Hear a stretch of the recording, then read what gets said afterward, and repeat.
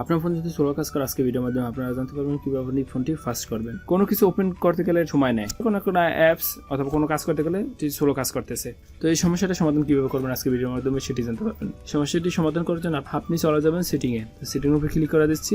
দেখুন সিটিংটা আসতে কিন্তু এখানে সময় নিচ্ছে। এরপর সিটিং এর নিচে চলে যাবেন, এখানে এডিশনাল সিটিং দেখতে পাবেন, এটার উপরে ক্লিক করবেন এবং অ্যাক্সেসিবিলিটি এটার উপরে ক্লিক করবেন।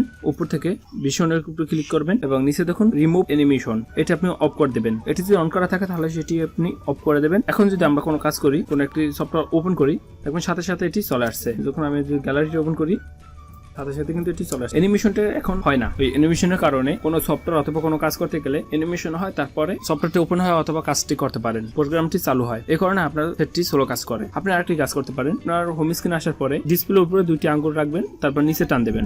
টান দিলে এইভাবে ওপেন হবে। এখানে আসার পর আপনি এই যে সিটিং আইকন আছে এটার উপরে ক্লিক করবেন।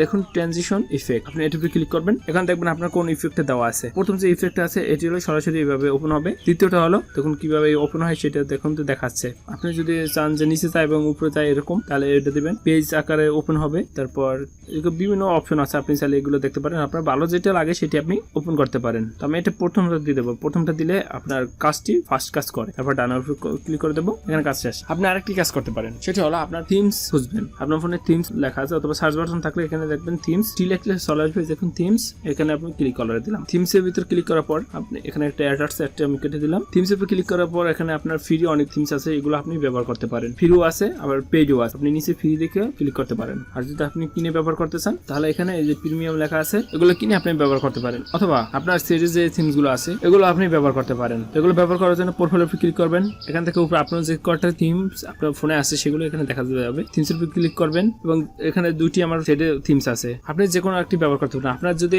এই থিমসটা দেওয়া থাকে তাহলে টিক চিহ্ন দেওয়া থাকবে, অথবা এটা থাকলে এখানে টিক চিহ্ন দেওয়া থাকবে। আপনি যেটার থিমসটি আছে সেটি বাদে অন্য একটি থিমস ব্যবহার করবেন। আমার এখন 2 নম্বর যে থিমসটা আছে এটি কিন্তু টিক মার্ক দেওয়া আছে, তো আমি 1 নম্বর ড্রাইভ করে দিলাম। এখান থেকে অ্যাপ্লাই উপরে ক্লিক করবেন, তাহলে আপনার থিমসটি অ্যাড হয়ে যাবে, চেঞ্জ হয়ে আরেকটি চলে আসবে, যে অ্যাপ্লাই উপরে ক্লিক করলে হয়ে যাবে। এবং আপনি যে থিমসগুলো ডাউনলোড করবেন সেগুলো কিন্তু এই থিমসের আকারের ভিতরে পাবেন। দেখুন আমি তখন যে থিমসটা দিয়েছিলাম সেটি কিন্তু এখন এখানে চলে আসছে। থিমস দিলে আপনার সুবিধা হলো আপনার সেটটি অনেক ফাস্ট হয়ে যাবে। আপনি একবার এই কাজগুলো ট্রাই করে দেখুন। আপনার ফোন যদি স্লো কাজ করে দেখবেন খুব ফাস্ট কাজ করতেছে।